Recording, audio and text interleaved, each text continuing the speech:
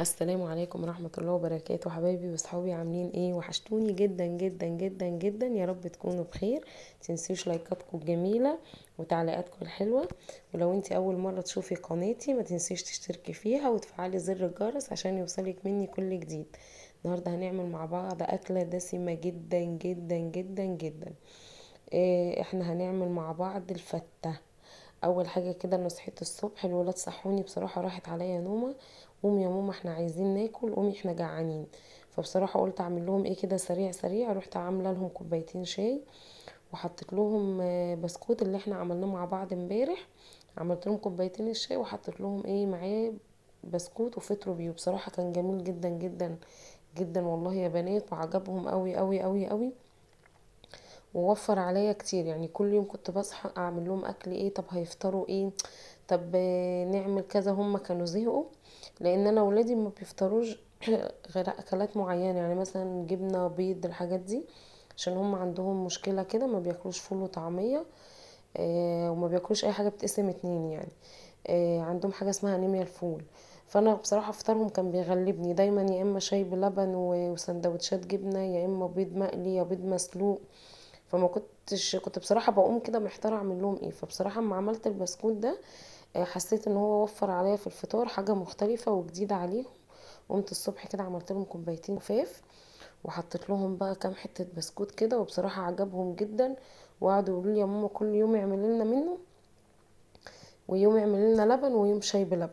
فبصراحه عجبهم وكان جميل قوي بصراحه. حتى جوزي لما جه بالليل بيقول لي هاتي لي حتتين بسكوت بس كان خلص، لان الولاد طول النهار والله رايحين جايين عليه. انا كمان امبارح لما عملته عايزه اقول لكم والله حرفيا يعني انا شلت منهم العلبه بالعافيه. قعدوا ياكلوا فيه وكان عاجبهم جدا جدا جدا وطالبين ان انا اعمله تاني. فان شاء الله كده وانا قاعده في يوم ما يكونش ورايا اي حاجه هعمله. زي ما انتوا شايفين اهو، انا خلاص عملت لهم الشاي والبسكوت وهطلع لهم بقى يفطروا عشان اشوف انا ايه هعمل ايه. هنا اللحمه بقى انا كنت مطلعاها من بالليل، زي ما انتوا شايفين اهي فكت وجميله. انا بس هديها شطفه كده بالميه عشان نبقى ضامنه ان هي نظيفه وما فيهاش حاجه. هي بصراحه اللحمه نظيفه وزي الفل، بس برضو ما يمنعش ايه ان لازم تشطفيها كده عشان تضمني ان هي كويسه وما فيهاش اي حاجه. هي بصراحه كميه اللحمه ما كانتش كتيره ولا حاجه، ده كان كيس عندي كده في الفريزر، بس انا قلت اطلعه واعمل عليه فته. انا بصراحه يا جماعه بعشق الفته، بعشقها.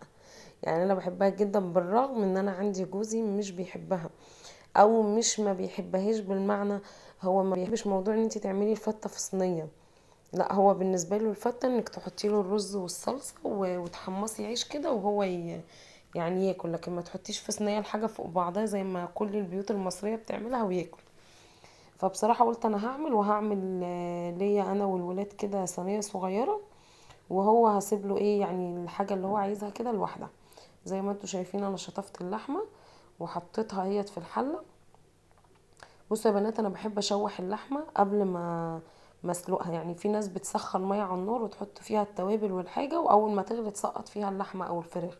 لا، انا مش بحب اعمل كده. انا سواء لحمه او فراخ بحب اشوحها الاول. فانا هو حطيت اللحمه وقطعت عليها بصلايه وفصين توم. بصوا انا مش هقطع التوم، انا هفصل بس الفص كده نصين عشان نكهته ما تبقاش عاليه قوي في الشوربه، لان انت كل ما قطعتي التوم او دقتيه وحطيتيه بيبان. وهنا بقى التوابل بتاعتي، طبعا ما بحطش ملح عشان اللحمه تستوي، لان لما بتحطي ملح مع التشويحه بتخلي اللحمه تشد وما تستويش بسرعه. فلا، حتى كده رشه فلفل اسود، كمون، حبهان. ما كانش عندي يعني، بس ما كانش عندي فمش مشكله. هنا بقى جبت 3 قطيات اهم صغيرين، قطعتهم وحطيتهم زي ما انتوا شايفين اهمت. كل التوابل اللي انتي بتحطيها دي بتدي طعم رهيب مع اللحمه وهي بتتشوح. بس هتقلبيها بقى تقليبه كده، يعني كأنك بتقلبي التوابل فيها كده، بصي بتشربيها. وبعدين بقى ترفعيها على النار وتوطي عليها. انا بصراحة بحب الطريقة دي سواء في اللحمة او في الفراخ. هنا اهوت انا شغلت البوتاجاز وهحط عليه، بصي النار متوسطة مش عالية ولا واطية، وهحطها وهسيبها بقى تتشوح مع نفسها كده براحتها على الاخر. هروح بقى انا اكمل بقية حاجتي. طبعا احنا زي ما انتوا عارفين عشان دي فتة هنعمل بقى صلصة ونعمل رز وكده. فانا دلوقتي اهوت جبت الخلاط وهقطع القوطة طبعا انا كنت جايبه كيلو قوطه يا جماعه، لان زي ما قلت لكم انا جوزي بيحب يعمل يعني احط له الصلصه لوحدها والرز لوحده وكده، وهو ياكل بقى بطريقته، فبضطر اعمل كميه صلصه كبيره عشان تكفي. لكن لو انا هعمل صينيه بس ليا انا والولاد وهو مش موجود او مسافر او كده، انا ممكن اعمل نص كيلو قوطه بس. فانا دلوقتي ضربت القوطه اهي في الخلاط، ورحت بقى بصيت على اللحمه، هي كانت اتشوحت وشربت ميتها. طبعا انت لما بتحطي اللحمه على النار بتحسي ان هي بتنزل ميه كده، يعني لما تيجي تكشفي الحله تلاقي فيها ميه. فانا بسيبها خالص لغايه ما احس ان هي الميه دي اتشربت على الاخر. وبعدين اهو اتحطت لها ميه سخنه، انا كنت مشغله الكتل ملياه ومشغلاه، بحيث ان اول ما تتشوح احط لها على طول. حطيت لها اهو الميه السخنه. بصوا يا جماعه حتى الشوربه، يعني مش قادره اقول لكم الريحه اصلا عامله ازاي، يعني عايزه اقول لكم الريحه جامده جدا جدا جدا بصراحه. يعني التشويحه دي بتخلي اللحمه جميله وتبقى دايبه كده وحلوه وريحتها جميله. وبصوا حتى لون الشوربه من قبل لسه اللحمه ما تغلي ولا اي حاجه، بصوا لونها تحفه. فبصراحه الطريقه دي جربيها وقولي لي في التعليقات عجبتك ولا لا. طبعا انا كنت ضربت القوطه خلاص، فانا جايبه الحله ديت عشان اعمل فيها الصلصه بتاعه الفته. وقشرت الثوم ودقيته وجهزته في طبق، حطيت زيت ودي معلقه سمنه بلدي. لو انت ما عندكيش سمنه بلدي عادي، او لو انت مش متعوده تستعمليها مفيش مشكله، سمنه عاديه، ولو مش عايزه تحطي سمنه خالص كفايه الزيت. فانا هي حطيت بقى الزيت والسمنه على النار، وحطيت التومه. انا ما بحبهاش تحمر، يعني انا مجرد ما بحس ان التومه خلاص ريحتها طلعت كده ببتدي بقى احط الخل واروح حاطه الصلصه على طول. يعني انا مش بحب بصراحه استنى لما تحمر عشان صلصتي ما تبقاش غامقه يعني.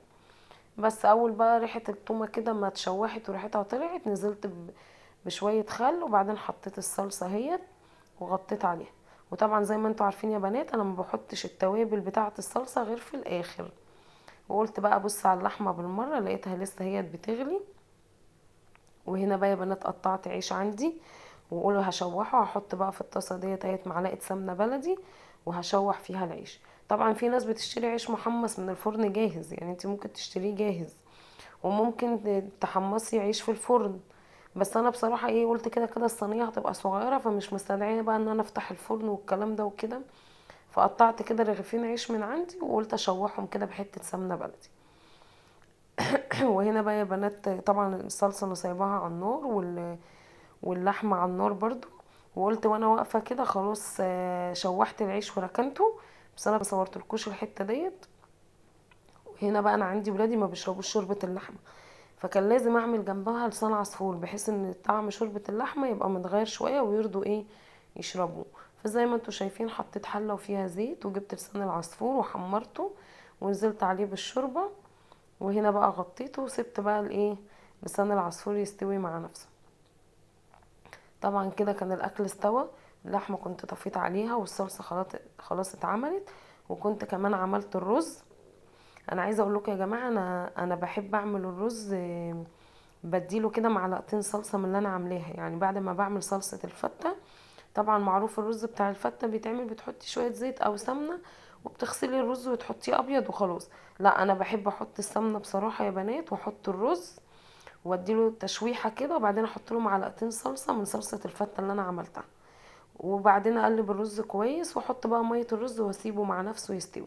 فالرز بقى يبقى احمر كده وجميل وشارب من الصلصه ومن الشوربه، بصراحه بيبقى حلو قوي. هنا بقى زي ما انتوا شايفين انا جبت البايركس دي عشان صغيره عملت فيها. حطيت اهو العيش اللي انا حمصته، وحطيت معلقتين صلصه برضو من صلصه الفته اللي انا عاملاها، ونزلت عليها اهو بشويه شوربه. طبعا كل دوت هيتشرب في بعضه. انتوا هتستغربوا طبعا انا حطيت شوربه ليه قبل ما احط الرز، لانك لما بتحمصي العيش بيبقى ناشف، فانا حطيت شوربه عشان العيش يطرى، هو كده كده هيشرب كل الشوربه دي. اول ما هيطرى هيشرب كل الشوربه مش هيبقى فيه حاجه. هنا بقى انا خلاص كده وحطيت معلقتين الصلصه وقلبت كله ببعضه. والرز بتاعي اهوت كان خلاص استوى اهوت، انا هنزل بيه.